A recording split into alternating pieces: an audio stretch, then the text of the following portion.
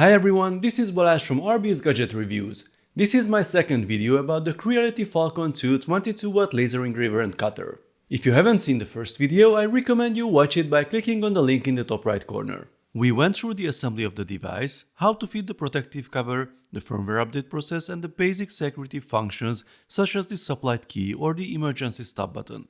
Before we switch on the device, let's take a few more safety precautions. This is a Class 4 laser device, which means that you must always wear the provided safety goggles when operating it. As I checked the website, the protective cover doesn't have any certification for filtering laser beams, so its main purpose is to contain fumes and vapors and help with ventilation. Good ventilation is important, but you also need to know the material you are working with. Some materials like PVC or ABS can release toxic gases during cutting, which are dangerous to breath and can damage your machine. Always check the safety datasheets of the materials you want to cut. The device has an integrated fire detection system. If the material you are cutting or engraving catches fire, the process is stopped and the head moves to the far corner. As always, you should only do things that you fully understand. If you are not familiar with laser cutting, then make sure to do your research in advance. Now let's see how you can control the device. There are two software options recommended on the website, Lightburn and Laser GRBL. We get some files for both on the SD card, but not the installers themselves. However, what is not clarified here, and I don't think the wording is the clearest in the instructions either, is the fact that Lightburn is a paid software. There is a 1-month trial period, but after that it will cost you $60. Lightburn runs on different operating systems and it is easier to use in my opinion, so it is worth to invest in it. Laser GRBL is free and open source, but it only runs on Windows. Here is the setup process for Lightburn on Windows.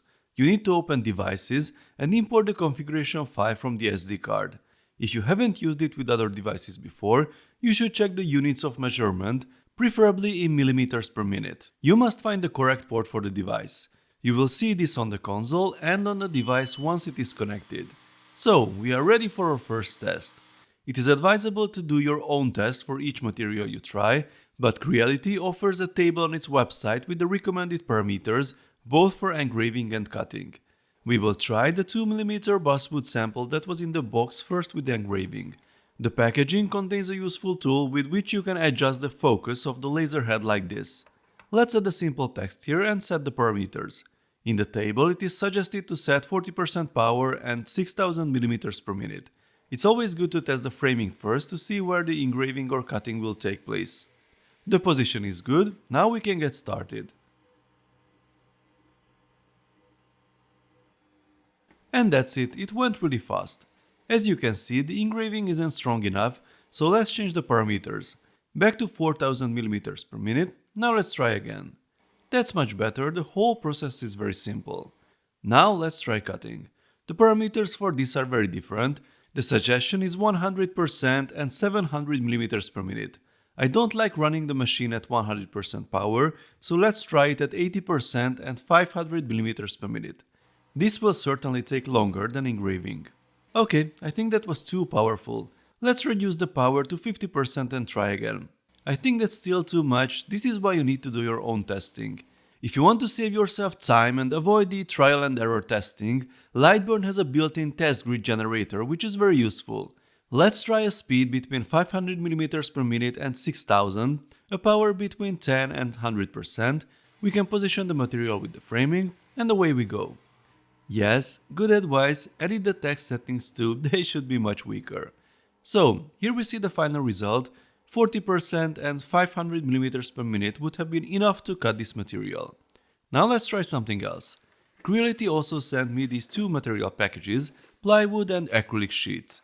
Let's try the 5mm plywood first. I need to adjust the focus according to the parameters, so let's try again with a test grid. Since this material is thicker, I need to change the parameters and definitely adjust the numbers for the text. Let's have a look at the framing, then we can get started.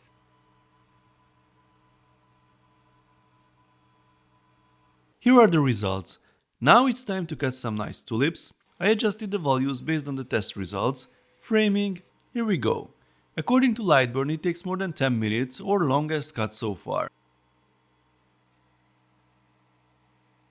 I have some acrylic sheets from the sample package. I need to remove the cover on one side while I wait. Okay, the flowers are done. Ugh, I should wait a bit longer for the smoke to clear.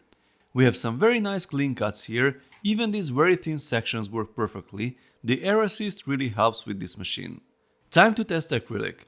First the engraving, that should go pretty quickly, and it did. Looks good to me, now let's do a cutting test. Okay, the edges are a bit rough, I guess this is a material I definitely need to experiment with further. I can say that the device is pretty easy to use if you follow the instructions.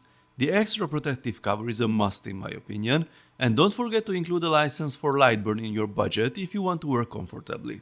So folks, I hope you found this video useful and it has helped you decide whether the Falcon 2 is a sensible machine for you or not.